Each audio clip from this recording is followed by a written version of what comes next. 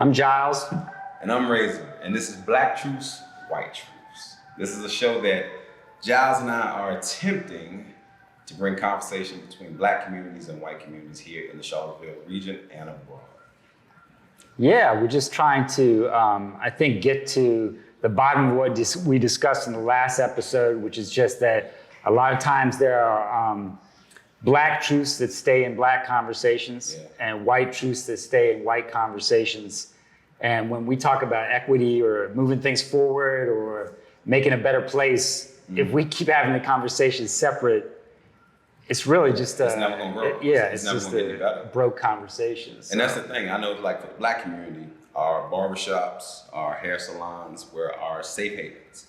Barbershops used to not be open on Wednesday so that we could have town hall meetings. A lot of barbers don't know that. A lot of people don't understand that. That was the only place that was safe for us. And it was due to the fact that after slavery, that was the first occupation that we had that we could really thrive, like barber surgeons. So there's a history that comes with the barbershop that has been perverted because of the hustling after money. You know, I can't really speak on where like the white community had their conversations at. You know, of course we think things like golf courses and country clubs and boys clubs and stuff like that. But in actuality, the second that we leave those atmospheres, it goes to a judgment point of view. You know, like what we assume the other person is doing. So what we're going to attempt to do, like we said earlier, is to get the ball rolling. It's not that we know everything, and I'm speaking for every Black person, he's speaking for every white person, but at least if we can start the conversation, that maybe the next person can come along, like our guests when they come in, and add value to the misunderstanding, which led to Black Truths, White Truths. Yeah. So why are Black men such terrible fathers? Man, I always wondered that, because when you come up as a kid, like I'm gonna start from now and then go back to, I was born in 74. When you see a Black mother and a Black child, right, without a father, even if she's married, you just assume that the father isn't in the picture. So that's the way society looks at it. If me and my wife separate and she takes me to court for retribution for a failed relationship, I'm automatically a deadbeat dad. I might have been in my child's life the whole. That's the way society looks at it. But in actuality, the original deadbeat dad was the white man. Like, there was no light-skinned babies running around Africa. The slaves that were brought, like, the judgment that comes on Black people by not being part of their family isn't exercised on white people, I don't believe, the same way. So there's a lot of questions about that I'd like to ask you. So I think the reason that Black men are looked upon as being such bad fathers is to dismantle the Black family. If I can tell you that your head is no good, how can the rest of you be no good? Any good, I mean. Yep. Yeah,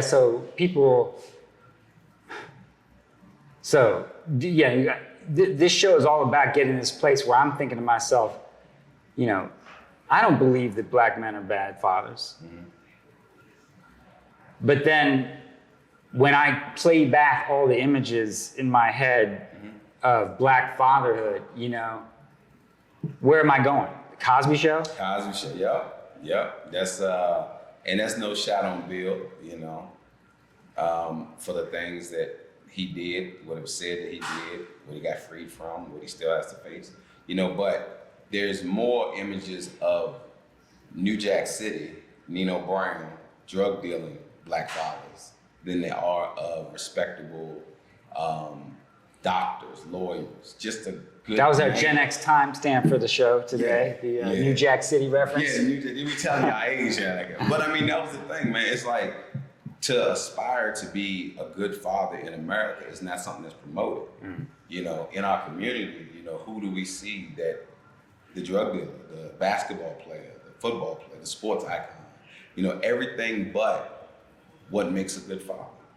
You know, I can't wait for the show to get going. So what do the people want?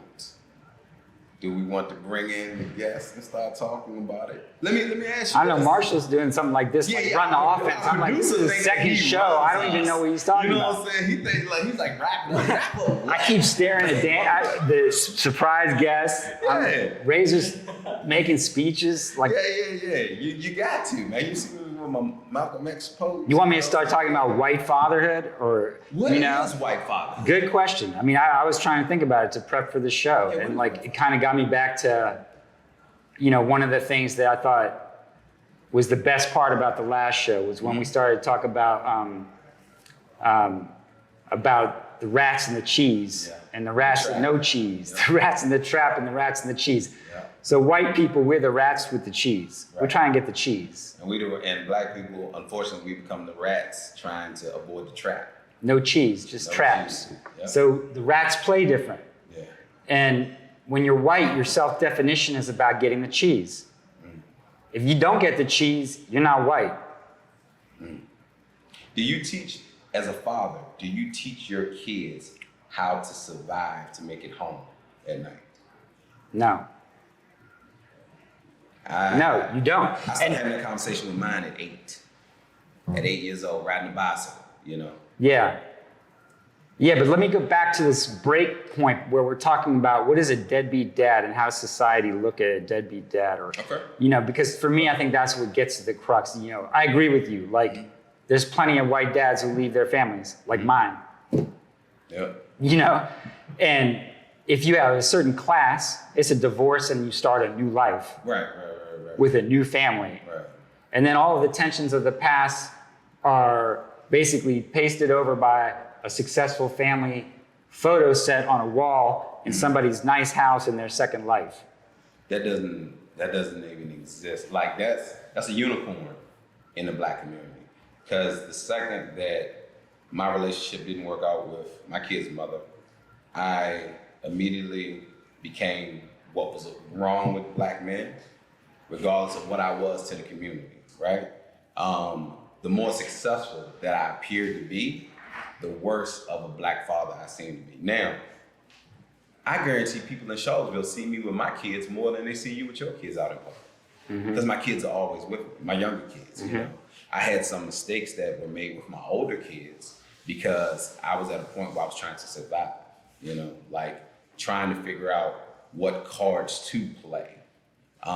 There was no, like if your kids go over to their grandparents' house, it's a good time and Papa's doing this and other. When you see black grandmothers with their grandkids, a lot of times it's assumed that she's raising those kids, that the parents aren't in the picture. It's the society has it messed up, man. Like, if I wasn't a human being on earth and I looked at what the images show a black father to be, there's no way in the world you would aspire to be that. So how can a young kid who's watching his father go through the situations with his mom, or having to go to court, or what's being considered taking care of him being child support, why would you want to aspire to be that? Or how would you know to be anything different than that? Because that's what your future holds. Yeah. And that's where, for me, with the cheese, if you're white, what is success? Well, you have to have a successful marriage. If you don't have a successful marriage, you have to have a successful divorce. If you, and you have to think about, your relationship to your children in relation to that success. They have to be successful in the world, right? And if any of those things don't go the way they're supposed to, you hide it. See, in the 5th district, my children are in the 5th district. So when I went to court and I asked the judge, I have a right to be a father. He told me to my face, no, you don't just have that right, So, so let's get to that, because we could talk all day and all night about philosophies of fatherhood, especially because we're all dads and sons, But what about, I think that's like talking about the criminal justice system or the justice system, or the way our legal system approaches, separation and custody. Yeah. I know that's something you care deeply about and feel like change needs to be made sooner than later on how rules are. But should we bring in our guest to have a conversation about this? That we plan on bringing in is a very, very influential person who I misjudged myself. You know, I tried him on my wife's talk show, in my humble opinion, and he stood up to the test, man. So he's somebody who has insight that clears up a lot of things for me because he sees the other side of it. He sees what my children go through. Not my children per se, but younger children without their fathers there. Or you see your father being plastered on TV in a good light, but then you're hearing about him being bad in the household that you live in, you know? So these are things that nobody is there to protect the black children. Like when you go to court or when they go to court and get a guardian ad litem, is because we're given representation. We're not given justice. We don't have nobody being an advocate to really fight for you, because I believe that in order to fight for a black father puts you at a point where, like you had told me one time before, you won't be ushered into success because it's just not popular to defend that black man over that black kid. You know, that's the America I know. So let's bring in the guests. That was a beautiful introduction to Daniel Fairley. Come on, Daniel. Come on down. Razor's going deep and sad to bring in our guest, Daniel Fairley, today. When you say the word truth, when you say the word black truth, that's two totally different things. When you say the word truth, when you say white truth, that's two different things, you know? So now, this show, it's a reason this show hasn't been done like this before. Because I know that when it aspires to a certain point, I'm going to be attacked. I know when Giles starts to shed light, he's going to be attacked. You know, nobody wants to go through that. You know what I'm saying? So, will you just let the guest talk for a second? I'm just kind of looking at it. He's kind of a mesh between the two of us. Like, right. He could be not our love child. We men in it. You know what I'm saying? Shut him up, Daniel. Do something. Hey, man. Thank you for being on the show. Absolutely. Thank you, our second guest. Absolutely. So, I'm just happy to be here. I mean, it's interesting to think about all the different ways in which Black men are perceived in our society, right? And even the overarching kind of like idea of what it means to be a Black man, what it means to be a Black father. So I think about, people ask me all the time, okay, why are there 100 Black men and 100 Black men? Right, so I'm president of the 100 Black men, and people always ask, are there 100 of you? I'm like, no, there's not 100 of us. There's barely 25, right? And they're like, well, then why not? Why can't Black men just step up and be a part of the 100 Black men, right? And so it's like, I hear what you're saying, but to think about the men that I know that are in my position, and honestly, most of the Black men that are inside of the 100 Black men are men that are retired, men that have already completed their careers, and like people like me, right, that are very young. I don't have kids yet. And so it's kind of this like, there's a vacuum of people that are available during that time in which you have kids, because you're already expected to not be a good dad, that you need to do everything you possibly can to mentor and to be with your own kids and to be that person that is just like over the top. Like if the kids don't see them with you, they just see them with your wife, they assume you're not there. Right. You know what I mean? And so they have to be that super dad in order to combat all these stereotypes. So they don't have time to do things like 100 Black men. They don't have time to be a Black father to their kids and, you know, another 50 kids that are looking for Black fathers in the neighborhood. Like, they're just trying to do their best for their own kids. And so I think about different ways in which kids are, like, people are perceived, in the ways that, like, you can't just be a Black father, right? Like, there's so much more that comes with what's expected of you. And so that's kind of like what I think about when I'm hearing your conversation about, like, why are there not Black fathers? Why don't you see them as much? What potentially makes them bad fathers? I mean, one of the things is, another back thing to the 100 Black men, is that what you see is what they'll be, right? This is for our kids. That's our motto, is like, what they see is what they'll be. And so if I'm a kid and I grew up without my father, right? I don't have a point of reference to say, this is who I should be, or this is like the person that I want to be, a type of dad that I want to be when I grow up, right? At most, I'd say I don't want to be like him. At most, I'd say, you know, that's not really what I wanted to do. None of my friends had fathers or kids. They all had kids, but none of my friends had fathers. Yeah. So what am I aspiring to be? Something that I've never seen before? I can aspire to be a kid, like, you know, someone else that's on the show, a Cosby Show or something like that, Sterling K. Brown on This Is Us, right? There's spaces, but it's not really that same there's nothing like, there's not that much for them to see and to aspire to because of the ways in which Black men have been taken out of the household.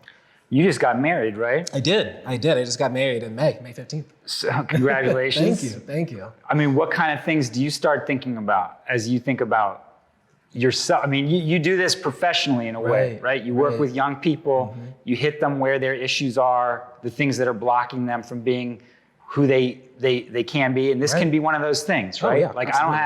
I don't have a model I'm following. So when you think about that, are you just putting like 9 times as much pressure on yourself, or are you gonna have kids when you're 50, or what? No, I mean, it's really hard. My wife and I talk about this a lot, about like fatherhood and what it's gonna be like for me, especially as I'm entering into this space. I'm someone that grew up extremely fortunate. I had, I'd say, around 5 different positive Black male role models. I have a dad, stepdad, grandfather, uncle, all these different people that have been just in my life that were all always there, right? My parents got divorced when I was 2. My dad was there with me to this day. I just talked to him yesterday, right? And then my stepdad married my mom when I was 5, and they were together since I was 4. So I don't really have memories, 1, of my parents being together, but 2, of memories of like my experience without a father. I don't have any experiences without a father. And I think about how I was so fortunate to be able to only be surrounded by positive Black male role models. My uncles worked for the government. Both my dads were Marines. Like, everything that I've experienced has just been positivity in Black men. And so I had no other option than to be successful. I had no other option than to be striving for the best that I could do, to be working together, to be a good father. Like, it's not optional for me, right? Like, to think that I could I could have a kid and then just not see them anymore, it's not even in my thought process, right? But you have kids that have never seen that before. You have kids that have never seen their friends' dads, right? That have never seen what it looks like to see a healthy family. And so most of the times, honestly, when I'm talking to kids, I'll either say like, what does your mom think about this? Or can you go get your mom's permission? Or like, can you talk to your family about what's going on? Because I'm assuming they're either with their mom or with their grandparents. Let me interject real quick.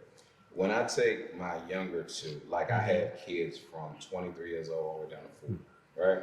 When I take my 6 and 4-year-old to the park, like say down Townsend Park, and I'm playing with them and they see other little kids, and they'd be like, "Is that your dad?" I don't know my dad. And then as I do buy ice cream and stuff for kids, those little kids start calling me dad. Yeah. Never seen them a day before. But I've never seen that out of like the white kids that come down there. Yeah. That was one of the things that struck me, is that what you were talking about, having 2 dads. Yeah. And, that doesn't happen in the white world. I don't believe. Okay. Because it's not part of the success story. Okay. So right, when I lived on the Indian reservation, the family is an identity, right? Yeah. That's not your biological dad. That's still your dad. That could be your grandfather. That could be your uncle. Yeah. That could be your stepdad. But the role is dad, right? For all of the kids. I don't want to speak for all white people, so hopefully some of you have better experiences with this, but in my split families, that wasn't the case at all. And I mean, I was lucky that I had a stepfather who was a great role model as a male figure who wanted to be that type of role model with me at a time when my dad really wasn't around. But it wasn't like I was his son. It wasn't that way. It was just, I'll be a positive male figure to show you, the success story. Because it wasn't like there wasn't, stuff in that house too, right? So I'm just, to me, it's this thing that, when we talk about the reflexive damage of racism, and where you talk about the white truth and the Black truth, one of the things about the show that I think is powerful is that white people don't tell the truth that much. They tell the truth that they think people need to hear. Yeah. Almost all the time. And that's because of the cheese. Right? So we don't have barbershops we didn't grow up in a community of passive resistance that has secret modes. We hide in plain sight, and we nurture our story of success. Now, those intimate conversations might happen with your friends who are going through it at the same time as you in the same way as you, right? But that's not a public thing. You ain't going down to the courthouse to, for the record, folks, this is what white fatherhood looks like. Not on that. You ain't, you know? So I think it's funny, you know, when I think black-white truth thing that, you know, has been a character in my conversations with black people through my career and through my life, friends and not friends, is that black people think white people have all the stuff they have and some more stuff. And it's not true. You know? Yeah. I mean, it's just not. Like, it doesn't mean that we don't have power and privilege and all these advantages stacked with the system, but it also doesn't mean we have all the stuff you have. Right. You know? You want to know one of the worst black truths that I go through? We can be, this is before the pandemic, when we were going to like the local eateries where, the buffets. I don't want to call them names and like that, right? But my kids, yes sir, no sir.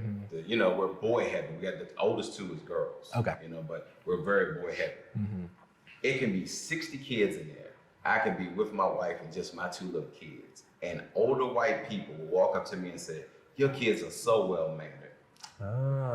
As opposed to what? Right. You know what I'm saying? Like, it can be other kids in there, but they walk up to me, and because I guess my son isn't carrying a pistol with his pants hanging down, you know what I'm saying? Right. With a couple holes and a mink coat behind him at 5, that he's aspired to be something different. Or to hear somebody say, to give somebody credit for taking care of the kids. Right. Does that happen in the white community? Like, if you take care of your kids, you do for your kids, you get credit for that. Like, you've ascended to some level by doing something that is just inherently there. Like, it's the craziest thing. Well, it comes back to where you started the conversation. We kind of left it quickly, and I mean, I don't know that we want to take everything always back to slavery days, but why not? Well, maybe we do. That's the dashiki. This is dashiki King of Zamunda Monday on Black Truths, White Truths. But like, you can't talk about black fatherhood without talking about black motherhood. You can't talk about either of those things without talking about slavery and rape and possessions. People were not allowed to marry. People could be sold at any time to a different place. So child paternity and fatherhood were not going to be the same thing, whether you thought it was going to be that way or not. Let me say this before I lose this thought, because you said some great things. In slavery, the black male that was exalted was the one that could father a bunch of children, right? Whether they were putting bags over their head and they were sleeping with their own daughters, their mamas, and everything else, right? So, and then we know this to be true. But fast forward to today's time, that same mindset that was bred to be exalted is looked upon negatively by the same person that created it in the first place. Right. But we were never told that the rules were changed. Like, so if you breed a guy who like fathers a bunch of kids and that carries on and doesn't change, right? Then you end slavery. That mindset, that instinct, it's still carrying on till today. You know, and a lot of times for guys who really don't have anything, the only thing that they can consider themselves a man, because society doesn't let them have much else, is the ability to be with a lot of women.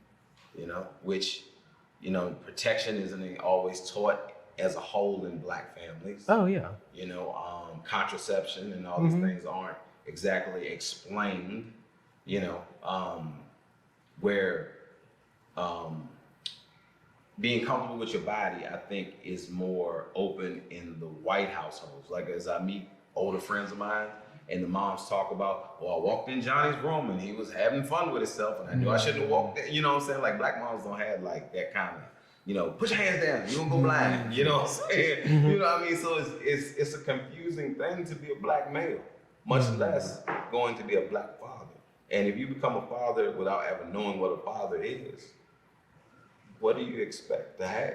Right. I mean, I think that there's a couple of different things about what you said. One is that Black men, especially, you're thinking about fatherhood. It's not always the late stage fatherhood, right? I'm about to be 30 this year. Yeah. This is not like, if I have a kid, that'll be my first kid. That's not what we're talking about. We're talking about younger kids. Yes. And the idea of like, I'm a child myself, right? And I decided, as a lot of kids do, honestly, that like there is, I don't know how to describe, like we're looking for the instant gratification, right? Looking for the next thing, because there are kids that I talk to that don't have dreams, don't have goals, don't have aspirations. Yeah. They just say like, I'm just looking like to feel good. I'm looking to get through the day. I'm looking to survive. And so survival means having sex with someone unprotected. Survival means doing whatever I can and not worrying about the consequences, because that's the mind state. That's like literally your brain development is not there yet to think about, okay, if I have sex with this person unprotected, like that could lead to a child that I could need to raise at some point. You're not thinking about those things. You're thinking about what's going to make me feel good the fastest, right? And what are the things that I can do to kind of keep feeling that way. And so if you don't have anyone that's saying things like, you need to be home at a certain time. You need to make sure that you are, protected if you're having sex. You need to make sure that you're doing everything that you can, so you can complete your goals in the future. If you have no future goals, what are you protecting yourself from? Did you plan your kids? Well, here's the thing. This is because I'm thinking about my own being 15, right? And thinking about what you're saying, and I'm like, look, I was a privileged white kid, and I was thinking the same things and doing the same things, but because of wealth and class, okay, that girl, she's on the pill. She was on the pill since she was 13. Yes. So sorry about that one, but we're good. Yeah. If it gets worse than that, hire a lawyer. It's a settlement between families. It's all good. Yeah. If it gets more religious than that, well, then adoption's in play for the grandparents or what have you, right? So same decision, same kid, right, same deed, right. But you're 30 and getting married for the first time. Right. I'm 30 and getting married for the first time. Nobody's on me about all that stuff that happened when I was 15, right? Yeah. And I think obviously we know that class and race, there's these intersections, right? But this is one of the big ones to me with the justice system. It's like if divorce is a crime if you're poor. Yeah. It's not if you're not. Right. Comes with territory. And the emotional disputes of the heart that are involved in those situations aren't, made for a court system. And so we put people in horrible positions, right? But does white America, do white people did I even think about this? Honestly, before the show, I'm like, what am I gonna say on this show? You know what I'm saying? Yeah. What are we gonna talk about? Because it's not an issue. What issue are we talking about? What issue are we solving? You know what I'm saying? But but then when you get into it, it's like, man, all this stuff, everything is everything, right? And fatherhood for men is this really important thing, right? And my dad was up here visiting. We had a very distant relationship for much of my adulthood. He's not going to be around that much longer. We've always been cool with each other, but not in a parent-child relationship way. But my life was a success story, right? So the cheese was got. So we're good. Okay. But am I good in here with that? Is he good in there with that? Right. No. And that we'll be working on that for the next few years with each other. You know what I'm saying? Plan your kids. Oh, so you asked me that.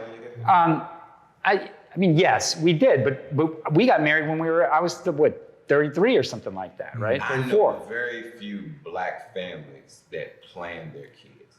Daniel will be one of the few that I know. Oh, we planned the crap out of it. We did the whitest thing ever. Can we get a 2.5-year stagger? Can we get a boy and a girl? I mean, we didn't control any of those things, but we were trying to. We wanted that perfect sweet deal of parenting. And that's what we were talking about on the last show, that white picket fence. American Cheese. Dream, the cheese, yeah. Right. And mine was the 40 acres and the mule, which signifies hard work from the beginning. Most of the time when the black woman tells the black male, I'm pregnant, she's uneasy as to how he's going to receive her or how he's going. You know, I've seen it time and time again. So then the ones that do stick together, I got to figure it out. She pregnant, got to. It's no, in today's society, it's the blowing the ribbons, the you know, like the pink and blue and all that spit. Nah, that's now. And a lot of that has to do with black people trying to emulate what white families are doing as gender reveal families, not the fact of, okay, my house and my family is set up to accommodate a child. We live in this 1-bedroom apartment. We're gonna save, we're gonna go purchase our first house at 23, 24, and no. It's really all about money. Yeah. I mean, right? It's always economic. It is. Yeah, absolutely. Yeah, I mean, like, did you know that in Vinegar Hill, when they tore down Vinegar Hill and then built West Haven, that the people that were allowed to live in West Haven were only single mothers, right? If you had a father, they could not live with you when you were in West Haven. And so you had, in Charlottesville, the systematic, the taking away of the black men out of the home to where only women and their children were able to live in West Haven. That's still the same way now. Right. And I had somebody very close to me that was in charge of the eligibility, right? And what happens is when the father gets, you had mass incarceration. Yep. You know, the father gets taken out. They give the mom education. They give her money. They give her all these different things, food services. She aspires to a certain point that if she goes and gets a certain job, she loses her housing. Or she tries to reunite her family and say, we're gonna kick you out because he has a felony. So the system is set, and a lot of that comes from the Democratic Party. You know what I'm saying? Why you gotta make this political? Because it is, because we as African Americans have always been taught, when I was younger, I was taught that if you're white, you're a Republican, if you're black, you're a Democrat, right? Not realizing that there was a glass ceiling being put inside there. We're going to help you as long as you stay within this box right here. I'm gonna give you this, this, and this, but I'm going to become the dad of the household. You know, you're going to come to me for all the things that you need. I, the government. Yeah, Gotcha. the government. Right. Gotcha. So, or people in power. Right. People in power.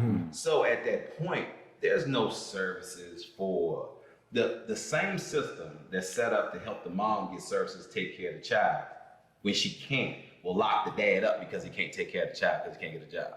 How is that? Now, if that's not directly a black truth, I don't know what is. So to, you know, judges and prosecuting attorneys and all, I'm gonna take care of my women. That's what they say when the black father's being there, so they can justify how they came down on her and took care of you, right?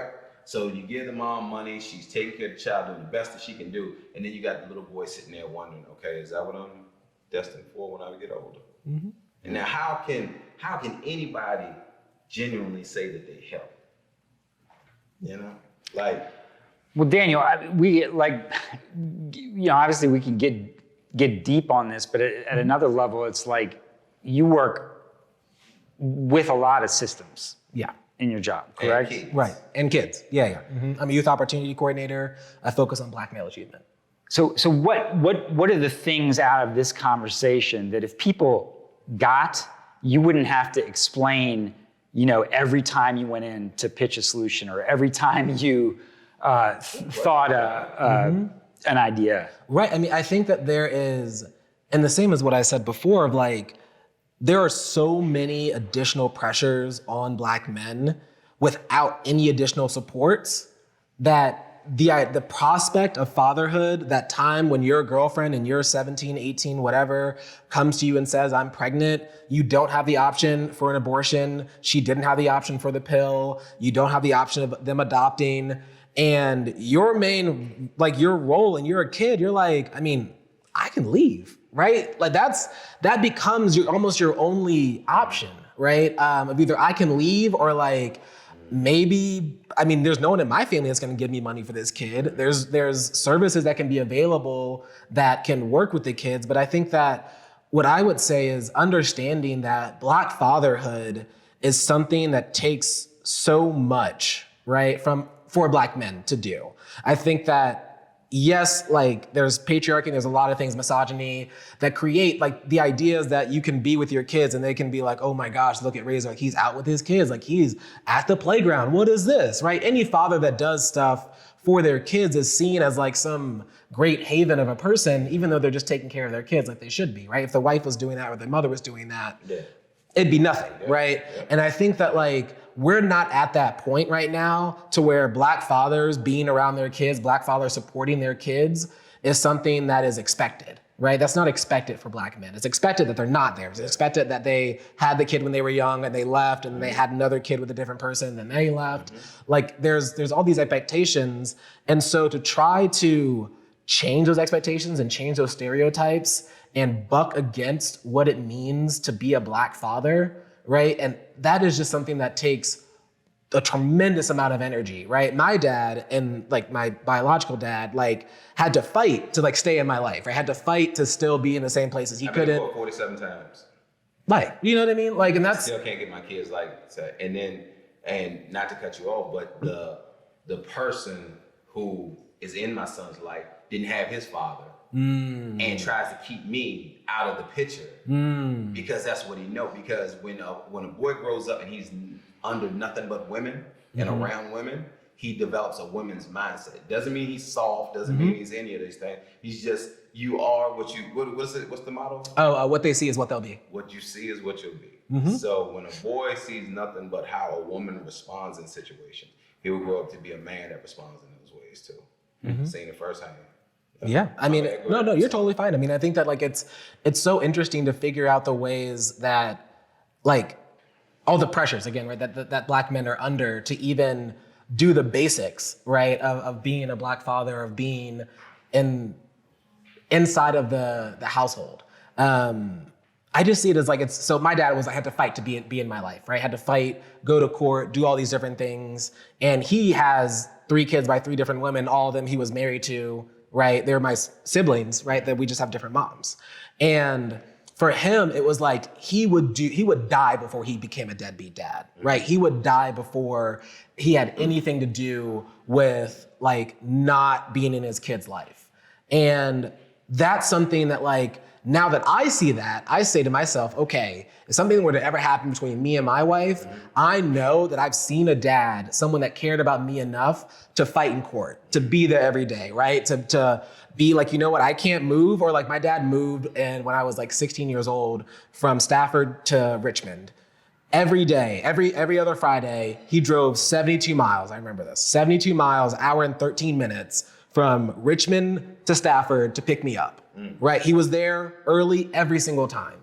And I know that like it takes so much, right, for you just to plan around your schedule and to do all those different things.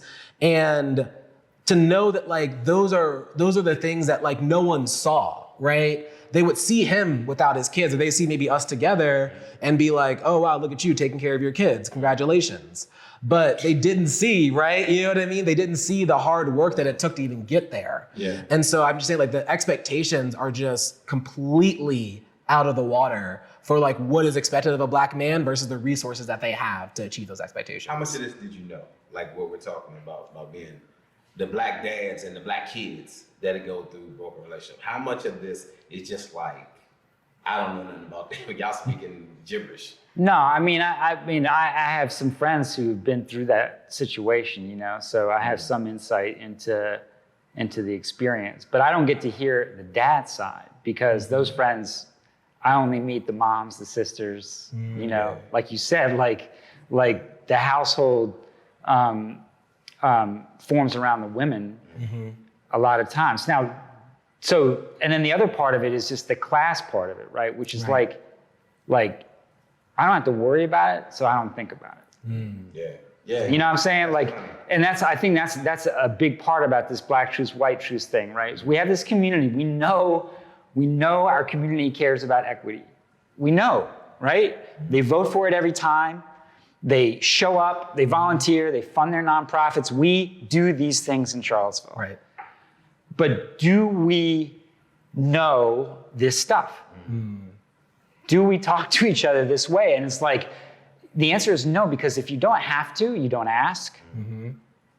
Because you don't really want to know. Absolutely. Right? And then when it goes all the way back and it's like, oh, this is another one of those overwhelming things that is from slavery, but it's still here. And we all mean well, but as long as there's like great, well-lit basketball programs in the evenings, we should be fine. It's funny, economics, like you said, I never thought about it this way. But let's say I take my wonderful wife and the kids that she takes care of, right? If she pulls up to the sports event with the kids jumping out, she's a single mom if they don't see me.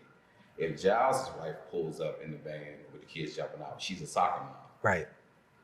Dad's busy. He must be doing. He must be stacking money somewhere. So like I don't think people really look at these terms, right? When you say baby daddy, it almost goes to being a black man. You know? Mm. Well, poverty is black. Being poor is black.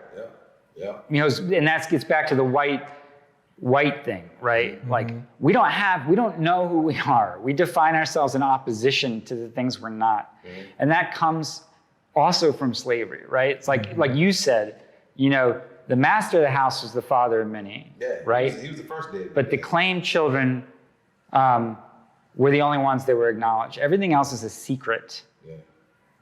Yeah. Mm-hmm. So our domestic life is built around secrecy. Yeah.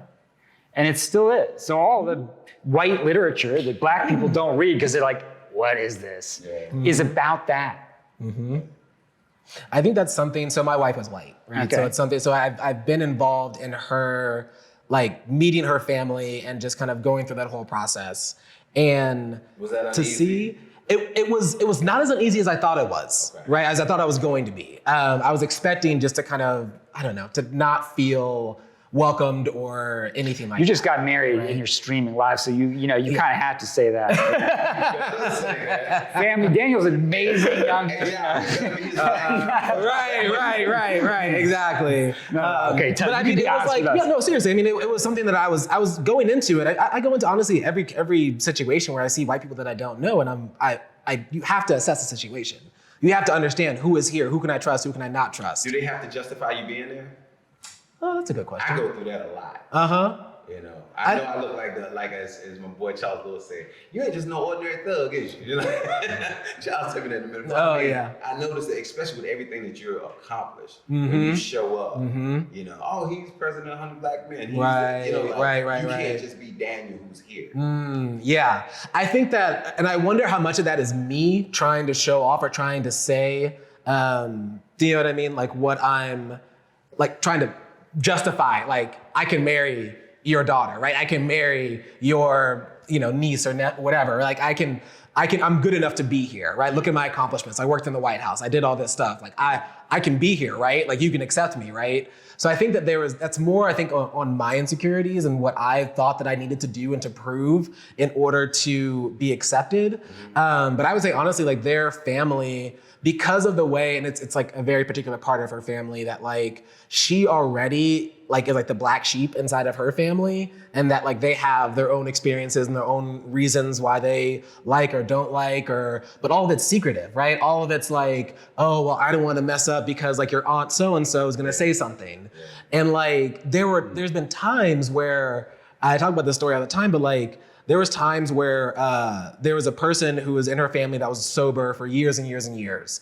And then the first time I ever met him, he was drinking. And I was like, oh, okay, well, like this person's drinking. I didn't know he was sober at all because he was just like drinking like a regular, like he wasn't experiencing anything. And then we get into the car and my wife was like, you know that he was sober, right? Like this is the first time any of us have ever seen him drink for like 12 years was today. And I was like, wait, but no one said anything. No one said like, yo, dude. Whoa. What do you mean that's a Corona? Like, you know that, right? Like no one said anything. And I was like, how did you, we went through an entire quietly judge him later. Yeah, exactly. I just went to quietly judging him with like, you know what I mean? Meanwhile, I gained 10 pounds over Corona and then I go to my grandma's house, oh, looking kind of fat, aren't you? Yeah. Like, and I'm like, Granny, I just got here. Nice to see you. Like, you know what I mean? Because we run short on time. Yeah. Question for both of y'all. All right. Mm-hmm. Last I need question. both of y'all to answer this. Mm-hmm. You see a black man who adopted a white child. Whoa. How do you look at him? And you see a white family that adopted a black child. How do you look at him? Like this, or you just seeing on the street a black man with a white child? Yeah, he said it doesn't make you feel uneasy. Not just you, but like your circle. Because like it's okay for other people to adopt children of color. But the second you see a white child with a people of color, it's like a kidnapping scenario. Yeah. We got to figure out what's going on. What's wrong with it. Calling some people to find out, see if we can verify this. Call your friends first. Right. So, I mean, this is things that people don't talk about. I know it's at the end of the show. I've been holding it. I said I wasn't going to bring it up. Go ahead. You go ahead. Okay. I mean, right. No. It's a good question. I mean, I think that like to even say there's a black man adopting a white child. I mean, my first question is why. But is it that way with blacks? The other way around. Yes, in that like it seems. I mean, this is my own personal opinion, and just kind of the white people that I've known that have adopted black children. It seems virtual signaling. You know what I mean? Like just kind of like, look at me. I took this child out of poverty. And this is all assumptions that you make just from seeing. And these I look at it almost like they adopted a pet. Like when Angelina Jolie and all that. I'm just being honest. Like everybody. That's the first person I thought of. Razor's being too honest today, ladies and gentlemen. It's like I look at it and I'm like, all right, you're trying to make people see that you did something.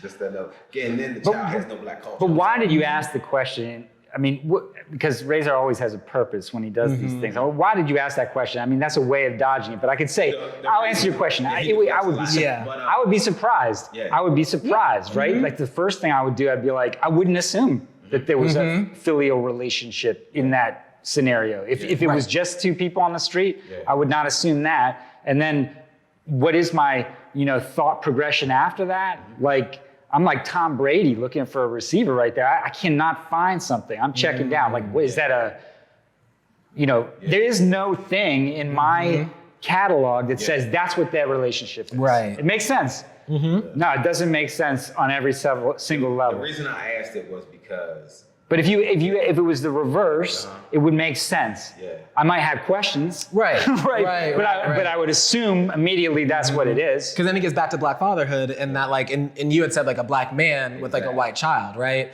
And I'm thinking to myself like, if it's rare for me to already see black men with black children or black men with their own children that are mixed race or whatever, if that's already rare for me to see, then to see a black man that went out of their way to then adopt a white child, I don't know. I do not know if I have anything to recall that I've ever seen that in my life. And that goes to show that black fathers don't have the value of everybody else in America.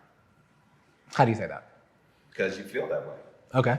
He just knows like the show's about to end. He can say stuff like that and just bounce. Because you feel that way, because it looks abnormal. It should be a father is going to love a child. That's the way it should be across the board. Right. Not that, okay, what's going on here? A father should love a child. And families should not be about money. And we know these things, right? But our system actually, the maize and the cheese are set up completely differently. Absolutely. And the ones we trap in that maze look like you and not like me. Because even if I get in one, I can pay out. We avoid the trap, you look for the trap door. Two totally different things. Oh man, this metaphor, someone's gonna have to build this like maze one day. One day be like, Right. well, thank you for discussing this with us. Thank you. Good luck in your marriage. Thank you. I appreciate it. And I just want to say, Dad, I love you. You've been a good dad. You can be a good divorced dad. You can also distance is okay. But you have to stay involved. Yeah. Right? Yeah. And that's the thing that as we move from one phase of our lives to another, if you're still there, man, the love grows, the communication grows, and there's always time to be there for each other. You know what I mean? And I just want to say, black families, black women, it's okay to let a black father be a black father without the child having to choose you or him. That's like a segue to the next episode. Yeah. We'll be making cinnamon apple pies out of honeydew and rain droppings. You like I don't even know what that means.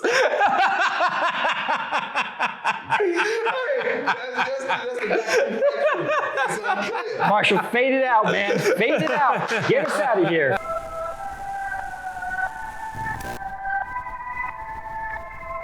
God.